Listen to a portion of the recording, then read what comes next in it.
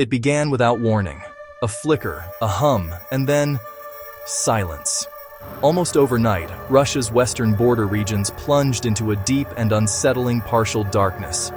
In cities like Belgorod, Kursk, and Bryansk, the familiar glow of urban life was extinguished, block by block, district by district. The blackout wasn't uniform, which only deepened the confusion. One apartment tower would stand as a black monolith against the winter sky, while its neighbor might have a few scattered, flickering lights. It was a creeping, unpredictable void. Inside, the modern world simply stopped. Lights out in homes, plunging families into an abrupt pre-industrial night. Critical infrastructure, the lifeblood of any city, was immediately thrown into crisis mode. Hospitals, suddenly severed from the grid, switched to the guttural roar of backup generators, their lights a beacon of anxiety in the spreading dark. Every drop of diesel became precious, every moment a calculation of how long they could sustain life support, surgeries, and warmth for the vulnerable. And through the profound quiet, a new sound emerged, the lonely wail of sirens cutting through the cold. In the first few hours, the explanations were simple, almost comforting. Was it the weather? A brutal winter storm, heavy with ice, can snap power lines and cripple a grid. It was a familiar narrative, one people could understand. Or perhaps, as the initial official murmurs suggested, it was just routine maintenance, a scheduled shutdown that had gone wrong, or an emergency repair on an aging system. These were plausible deniabilities, the kind that quell panic.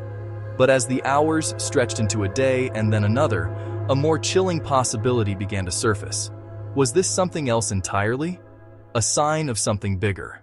A systemic failure the Kremlin desperately wants to keep quiet before the contagion of fear and failure spreads.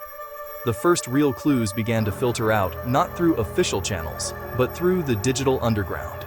I started seeing the clips in early February, trickling onto Telegram and other social media platforms. The first wave came from Belgorod, a city living on the knife's edge of the war. The footage was raw, immediate, and deeply personal. Sprawling Soviet-era apartment blocks, home to tens of thousands, were completely blacked out. With elevators dead, residents navigated pitch-black stairwells, their phone flashlights moving like frantic fireflies in the concrete canyons. Panic, a lagging indicator, began to set in. Long lines formed at gas stations as people sought fuel for generators, or simply the ability to flee. And then came the digital silence. Reports flooded in that more than half the cell towers were down. Communication, the currency of modern safety, was gone. People were not only in the dark, they were disconnected. The official response, when it finally came, was a steady and controlled understatement. Officials from the Belgorod region called the situation extremely difficult, a phrase heavy with unspoken meaning, yet they insisted that hundreds of repair crews were already at work. Then, the narrative of a simple accident shattered. A sudden surge of reports, confirmed by local authorities, described a missile strike near Belgorod's thermal power plant, a critical hub generating both electricity and heat for the city. This was followed by news of a direct hit on a key electrical substation, a vital node in the distribution network. The grid hadn't just failed, it had been attacked. The scale of the collapse was staggering. Local authorities admitted that in the immediate aftermath, some 600,000 people had lost electricity. But in the depths of a Russian winter, losing power means losing heat. The radiators in thousands of apartments began to go cold, a terrifying prospect when temperatures outside were well below freezing. And then, the water. Electric pumps that drive municipal water systems failed and taps ran dry. Suddenly, a modern city was without power, heat, and water. Online, open-source analysts began their work. Maps, compiled from official reports and citizen accounts, lit up with outage zones spreading across the Belgorod Oblast like a virus. And then came the whispers, unconfirmed but persistent, about Bryansk and other districts facing their own temporary rolling disruptions. The problem wasn't isolated, it was spreading. On social media, the digital cry for help became a roar. Searches for Belgorod blackout spiked globally as residents posted desperate videos of freezing hallways where condensation plumed from their breath. They showed images of kids doing homework by the cold, sterile light of car headlights, a surreal portrait of resilience and system failure. The official line, once it solidified, was terse and predictable. The outages were due to external factors. This was a clear, if indirect, admission. Ukrainian drones and missiles were successfully damaging critical infrastructure inside Russia's borders. And that is certainly part of the story. The brutal logic of this war cuts both ways. For 2 years, Russia has systematically targeted Ukraine's energy grid. Now, Ukraine is demonstrating it can strike back. These attacks on Russia's frontier grid expose its inherent vulnerabilities. Fragile lines, a scarcity of diverted parts for repairs, and a reliance on emergency patchwork. But a deeper look reveals a cascade of converging crises. Winter demand for electricity always spikes, pushing any grid to its limits. International sanctions, designed to cripple Russia's war machine, severely complicate repairs, making it difficult to source sophisticated Western components like high-voltage transformers and switchgear. And beneath it all is a fundamental truth. Much of Russia's provincial infrastructure is a relic of the Soviet era. After decades of underinvestment, these aging systems are finally starting to show their seams. But even accounting for all of that, the pattern of these outages feels stranger, more complex than just a simple story of decay and revenge. Local reports, buried in regional news sites, mention weeks-long problems with heating running at only half capacity, long before the major blackouts began. This suggests a system already under immense, hidden strain. Then there are the claims from the shadows.